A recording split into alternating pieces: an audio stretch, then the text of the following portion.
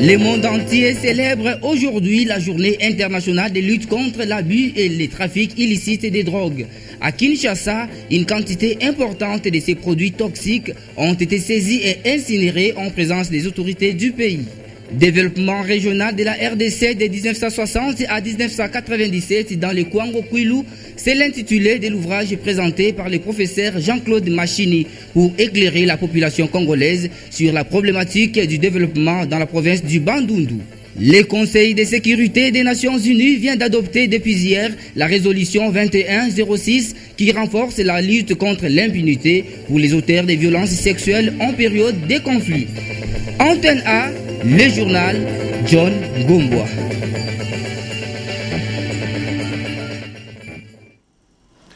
Bonsoir madame, monsieur, bonsoir. Il a quitté Kinshasa ce jour après un séjour de 3 jours, j'allais dire. Il s'agit de Herman von Ebel, le nouveau greffier de la Cour pénale internationale. Profitant de son séjour congolais, le nouveau greffier a évoqué avec les professionnels des médias les principales questions traitées par la CPI en rapport avec la RDC. C'est un reportage de Mami Tambou. Élu greffier de la Cour pénale internationale depuis le 8 mars 2013, Herman von Ebel a effectué pour la première fois une visite constructive, selon lui, en République démocratique du Congo, l'un des pays signataires du statut de Rome. Outre les officiels congolais, il a eu de contacts avec la presse et les ONG qui s'intéressent à la justice nationale et internationale. Les entretiens ont été axés sur le fonctionnement de la CPI et les affaires en cours, notamment celle de Jean-Pierre Bemba. C'est toujours très difficile de faire une prédiction concrète sur le déroulement dans le futur. Mais je pense que le juge aussi sont très intéressés de finaliser tous les témoignages avant la fin de cette année. Et ensuite, c'est le temps pour le juge de se réfléchir et de se préparer pour une décision. Concernant Mathieu Goudjolo, dont l'acquittement a été annulé par le procureur de la CPI, le greffier Herman von Ebel dit que l'accusé attend qu'il soit officiellement saisi. Il reste encore en Pays-Bas. Il est libre, il reste à La Haye, il est en contact avec son équipe de défense, il se prépare pour son cas d'appel. Le successeur de Sylvana Arbia a quitté le sol congolais ce mercredi et a rassuré qu'une enquête approfondie est ouverte sur les auteurs de violences sexuelles en RDC. Justement, les auteurs de violences sexuelles en période de conflit seront davantage sanctionnés. La décision a été arrêtée par le Conseil de sécurité des Nations Unies qui a adopté mardi la résolution 2106 qui renforce la lutte contre l'impunité pour ces auteurs. C'était là l'essentiel du propos du porte-parole de la MONUSCO au cours de la conférence de presse hebdomadaire qui a eu lieu ce mercredi. Patricia Amouli pour des détails.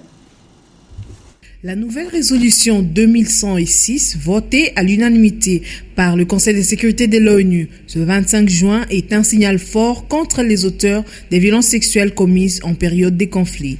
Ces résolutions pointent du doigt ces actions, les qualifient comme crimes et demandent qu'on prenne des actions pour y mettre fin. Donc il faut bien prendre ces résolutions pour, créer les bases juridiques pour prendre des mesures contre ces actes-là. Concernant le déploiement des troupes de la brigade d'intervention, 75% d'éléments sont déjà sur le terrain, a affirmé le porte-parole militaire. Constitué d'ailleurs de troupes tanzaniennes et de troupes sud-africaines. Maintenant, concernant le déploiement des troupes malawites, du Malawi, ceci ne saurait tarder dans la mesure où déjà une partie des équipements logistiques, du matériel logistique, a déjà été projeté à partir de la République de Côte d'Ivoire où, comme vous le savez, le Malawi avait déployé un contingent. Ce convoi logistique est déjà en route pour Dar es Salaam et plus tard arrivera dans la province du Nord Kivu. La force de la MONUSCO prévoit de déployer une unité de contingent égyptien à Lubumbashi au Katanga pour prêter main forte aux Béninois sur place suite à la situation qui a prévalu dans la prison de Kassapa. Le patriote résistant Maï Maï ne déstabilise pas l'Est de la RDC et encore moins ne sont pas de mèche avec le M23. Les propos sont du secrétaire général de ce parti-ci qui, contrairement à une opinion diffuse, soutient que le PRM a pour seul objectif la sauvegarde de la souveraineté du Congo. C'est un reportage de Patrick Borel-Mukendi. Le week-end dernier, avant de s'envoler pour Mazérou au Lesotho pour la réunion de la SADC, le ministre des Médias et porte-parole du gouvernement, Lambert Mende, a déclaré que le patriote résistant Maï Maï sont dans les lots de groupes armés qui sèment la mort, le viol et la désolation dans la partie est de la RDC aux côtés du M23. Propos rejetés en bloc par Ghislain Bouendoua, secrétaire national en charge de l'idéologie et doctrine du PRM. Pour Ghislain Bouendoua, un homme d'État ne peut pas se fier aux rumeurs, comme disait Edgar Morin. On ne doit pas se contenter aux rumeurs. On ne doit pas se fier aux rumeurs. Un homme d'État est différent de l'homme de la rue. Tout est un ministre de l'information, un porte-parole du gouvernement. C'est-à-dire, ce qu'il lui dit engage toute la nation. Et si lui, membre de la majorité comme nous, va soutenir en public que nous sommes dans... Donc, en quelque sorte, lui aussi se cite là-dedans. Or, c'est faux et archi faux. Avec tout le respect que je lui dois, je crois que nous devons quand même retirer et savoir gérer les mots avant de les ruminer, s'il faut le dire, avant de les prononcer. Et c'est un simple rapport des FARDC. Oui, les FARDC a le rôle de donner le rapport au gouvernement. Mais c'est au gouvernement de savoir les disséquer. Maï Maï signifie bouclier, un mouvement d'autodéfense pour l'intégrité et le maintien de l'autorité indépendante. Le parti cher à l'ancien ministre de Sport, Pardonné Kaliba Moulanga, s'est dit étonné par les propos tenus par le ministre des Médias, Lambert Mende, et exige réparation pour les préjudices causés. Interrogé à ce sujet, le ministre a affirmé effectivement qu'il se contentait juste de donner le compte-rendu d'un rapport des forces armées de la République démocratique du Congo. Autre chose, c'est avec l'appui du PNUD que les guichets uniques des créations d'entreprises a informé et sensibilisé les femmes entrepreneurs sur sa mission ainsi que les opportunités qu'il offre. C'est un reportage de Polydor Ngaziami et Hugues Moussagil. Organisée par le guichet unique de création d'entreprises en partenariat avec le PNUD, cette journée d'information se fixe pour objectif de sensibiliser les femmes sur les opportunités du dit guichet, de susciter le besoin de création d'entreprises chez les femmes et de les amener à intégrer le secteur formel. Un vrai motif de satisfaction pour le programme des Nations Unies pour le développement. Cette journée permet de toucher à la fois deux objectifs du millénaire pour le développement, à savoir l'objectif numéro 3 relatif à l'autonomisation des femmes et l'objectif numéro 8 qui encourage l'établissement de partenariats pour le développement. Pour le PNUD, en effet, la femme congolaise active sur le plan économique est un acteur important avec lequel il faudrait désormais compter pour la croissance économique. Il est donc important de l'impliquer davantage au développement des différents secteurs économiques, car depuis que le guichet unique de création d'entreprises est devenu opérationnel, les statistiques révèlent un faible taux d'enregistrement des femmes. Lors de la présentation de ce maillon de la chaîne des réformes initiées en RDC, son directeur a rappelé que jadis, il fallait près de 6 mois de démarche pour créer une entreprise. Mais à ce jour, le guichet unique permet de le faire en 3 jours grâce à sa célérité, sa transparence quant au coût et son efficacité. Au finish, sa présence contribue notablement à l'amélioration du climat des affaires et a entre autres comme conséquence positive l'attractivité des investisseurs, la réduction du secteur informel et la production des biens et des services. Le rizière à Kinyaboa Usam, nous sommes là dans la commune de Limité. Ces rizières ont été spoliées et beaucoup de dames qui font le maraîchage là-bas sont allées voir les députés Pius Mwabilou, élus du Moamba, pour pouvoir lui soumettre leur doléance. Elles n'ont qu'une exigence, que le terrain qui leur permet de survivre leur soit rendu. Reportage de Anne-Marie Ossite et Patricia Bassoir. C'est dans le cadre de ces vacances parlementaires que l'honorable Pius Mwabilou a reçu une délégation de femmes maraîchères du site Kingabwa. Le député national tient donc à palper du doigt les réalités dans lesquelles évolue sa base. En ce qui concerne ces maraîchères, il était question pour elles de soumettre à l'élu du peuple le problème lié non seulement à la spoliation du terrain Kingabwa, mais aussi de l'insécurité qui bat son plein dans ce coin de la capitale. C'est que nous venons de réceptionner une machine toute neuve de décortiquer venant un don de l'honorable Pius Mwabilou. Il avait promis aux communautés de Kingabwa, qui vient à peine d'arriver, qui sera installé et que dorénavant, le moment, peuvent s'apaiser, qu'elles peuvent aujourd'hui décortiquer facilement leur riz, produits de leur champ, parce que l'honorable Pius Mwabilou a pensé à eux.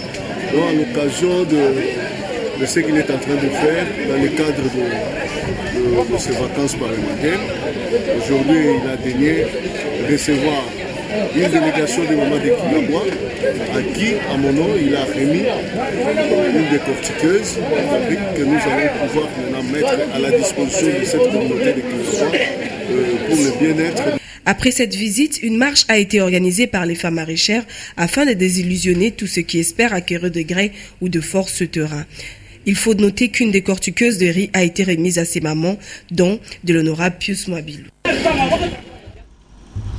Des femmes éplorées à Kingabwa, une autre qui est en errance. Nous sommes là à Kalemi.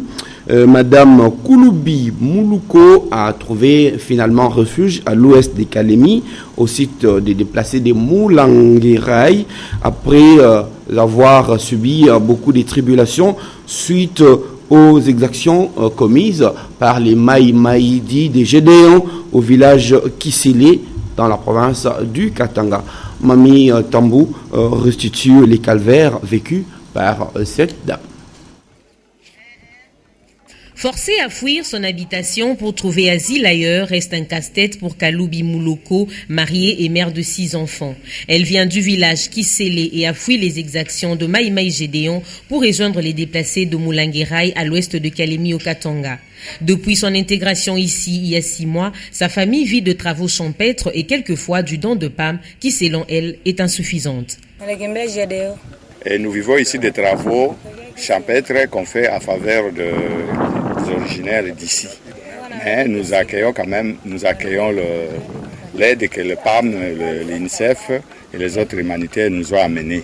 Seulement, j'ai des difficultés parce que j'ai 6 enfants.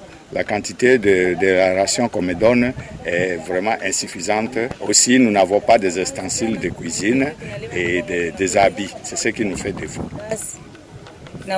Elle s'est plainte de conditions socio-économiques. Curieusement, elle se retrouve encore enceinte. Une vraie sensibilisation sur la planification familiale doit se faire dans ces milieux d'accueil. Oui, je crois qu'elle pourra accoucher d'ici là et se posera alors en ce moment-là la question de savoir s'il faut allaiter le bébé au biberon ou bien au lait maternel. C'est la question qui continue toujours de se poser et que repose dans ce reportage Patricia Bassois et Nora Mavoueza pour savoir faut-il oui ou non nourrir les nourrissons au lait maternel ou bien au biberon. Suivez. Le lait maternel est un aliment vivant et frais qui passe de la mère à l'enfant sans intermédiaire. Il est parfaitement adapté aux besoins de l'enfant et stimule son développement physique, intellectuel, ainsi que la maturation de son système digestif et de son système immunitaire. Chaque mère produit un lait adapté aux besoins de son enfant. Ainsi, elle doit bien se nourrir, c'est-à-dire apporter à son alimentation les vitamines pouvant nourrir son bébé. L'allaitement maternel est aussi un geste affectif qui renforce le lien mère et enfant. Dès la naissance, le contact peau à peau entraîné par l'allaitement rassure et réchauffe le bébé. Les bébés nourris au lait maternel souffrent moins d'anémie, des gastro-entérites, des diarrhées, des maladies de voie respiratoire, des rhumes, d'otite et méningite que ceux qui n'ont pas cet aliment si naturel. Le lait maternel est un don de la nature que la plupart de femmes possèdent. Il est économique, écologique et pratique. Quelles que soient leurs conditions sociales, les femmes peuvent en donner à leurs enfants. Et oui, le lait maternel est bon pour la santé. Faire de la santé un nouveau point fort de notre vie, c'est le thème de la journée mondial dédié aujourd'hui à la lutte contre l'abus et les trafics illicites des drogues. Reportage de Anne-Marie Ossite et Willy Kacha. La drogue a des conséquences néfastes dans la vie d'une personne. Elle nuit à la santé et provoque les cancers du nez, du poumon, de la bouche. La lutte contre la drogue, dont la célébration a eu lieu ce mercredi, a pour objectif d'éradiquer cette pratique sur toutes ses formes. C'est ce qu'explique le président du Comité national de lutte contre la drogue et crimes, Pierre Pindimoké. La drogue détruit la santé et l'économie. L'individu qui consomme la drogue attrape facilement des maladies physiques et mentales. En effet, cet individu peut attraper les maladies suivantes. La tuberculose.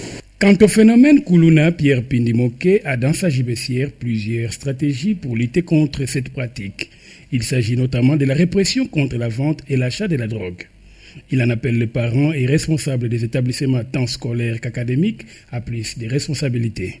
Nous pensons à la famille qui a une grande responsabilité et doit être pour les jeunes une source de directive et d'inspiration.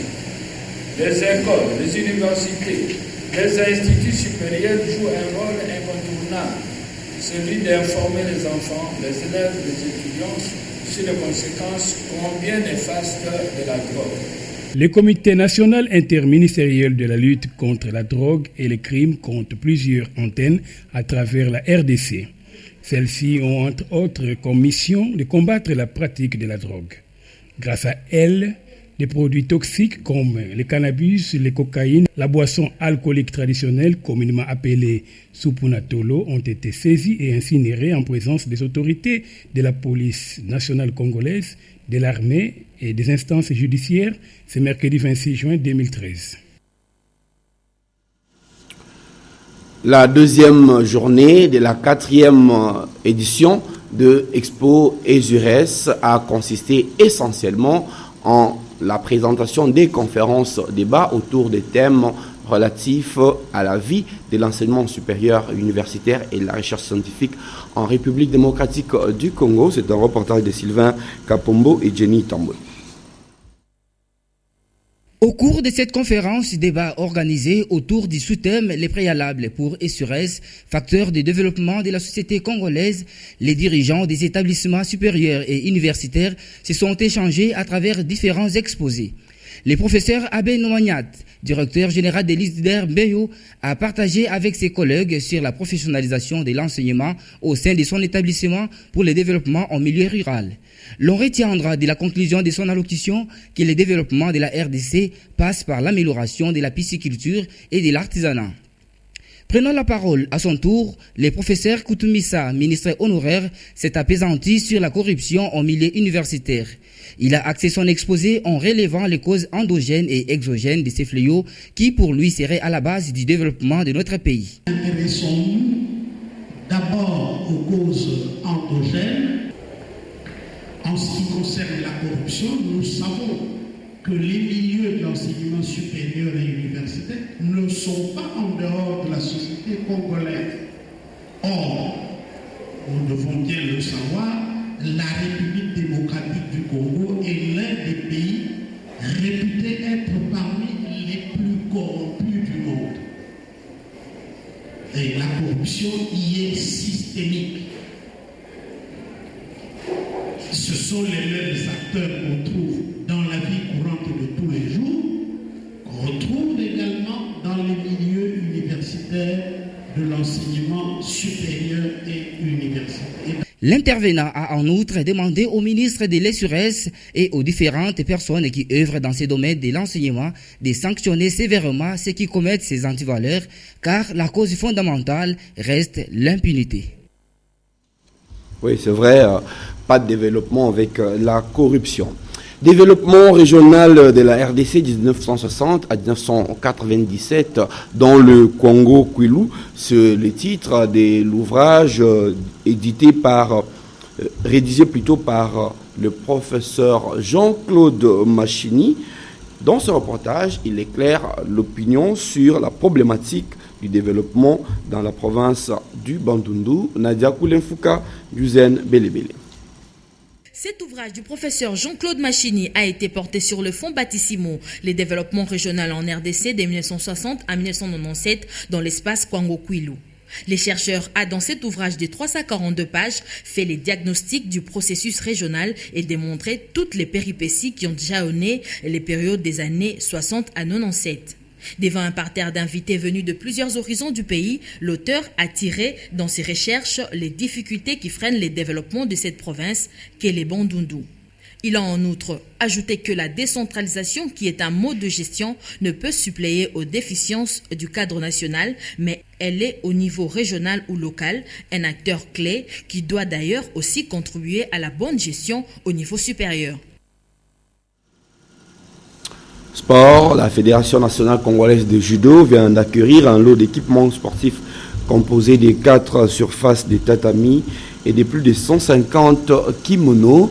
La Fédération de judo a présenté ce don au ministre national et provincial de sport le mardi 26 juin. C'est un reportage de Papi Katassi et Rigo Molopo.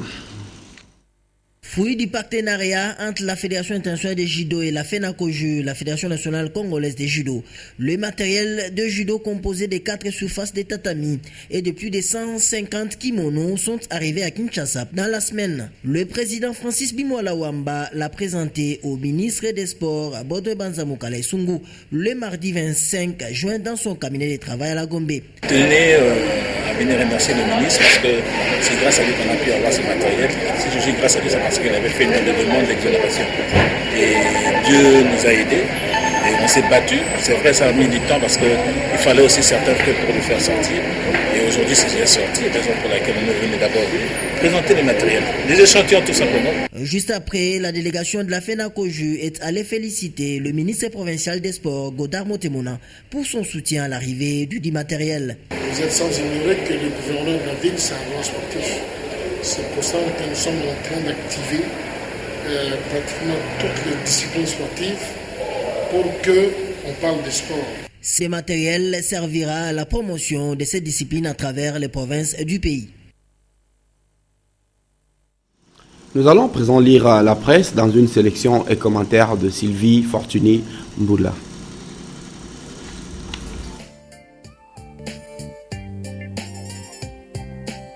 Bonsoir. Plusieurs titres dans le une de journaux paris ce mercredi à Kinshasa.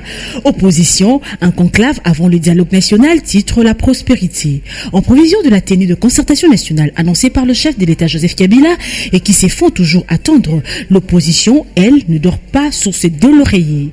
En tout cas, aucun jour n'y passe sans que les leaders de l'opposition ne s'y rencontrent par petits groupes, voire par plateforme pour essayer de peaufiner des stratégies de façon à vider les divergences qui les ont toujours éloignés de la conquête du pouvoir.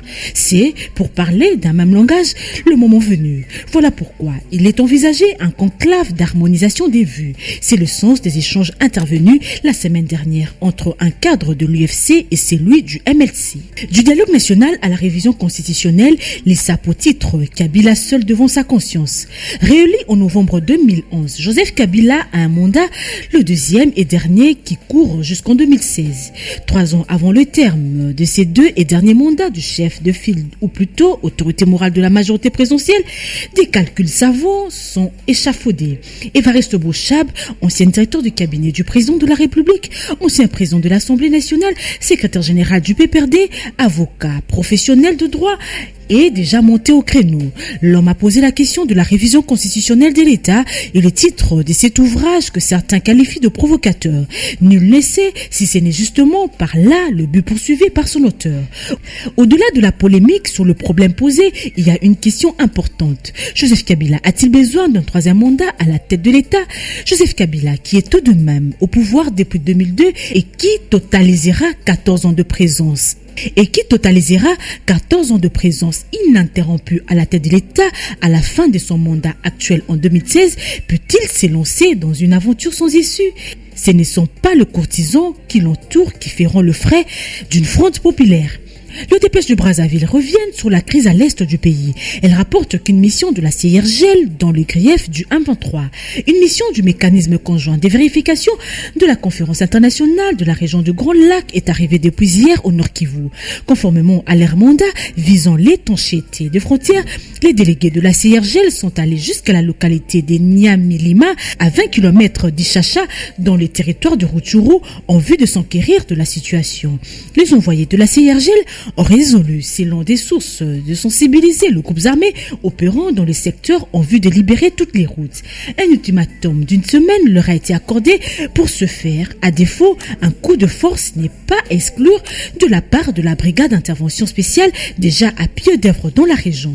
En parlant de la brigade d'intervention, Ban Ki-moon met la pression.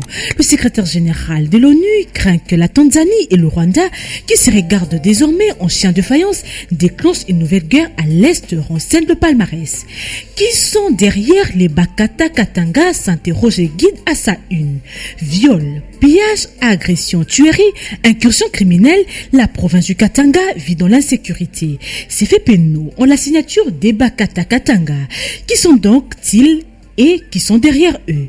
Les Bakata Katanga sont une milice indépendantiste. Ils prônent l'indépendance de la province du Katanga. Leur chef, Tanda Imena, vivait à cheval entre le Katanga et la Zambie, où il avait fait l'objet d'arrestation par le gouvernement en 2004. Il fut transféré à Kinshasa avant d'être finalement relâché et de s'installer au village de Mukanga, près de 30 km des Mitwa-Bas-Centre. Ces milices indépendantistes sont passées maîtres des attaques mortelles dans la province du Katanga. Et si nous réfléchissons un peu avec Philippe, comte des chefs Tefel, qui dit « Tout ce qui vaut la peine d'être fait mérite et exige d'être bien fait ». Ça sera tout pour ce soir. Merci de nous avoir suivis et bonne soirée chez vous. Voilà, notre journal mérite et exige d'être bien fait. C'est fait.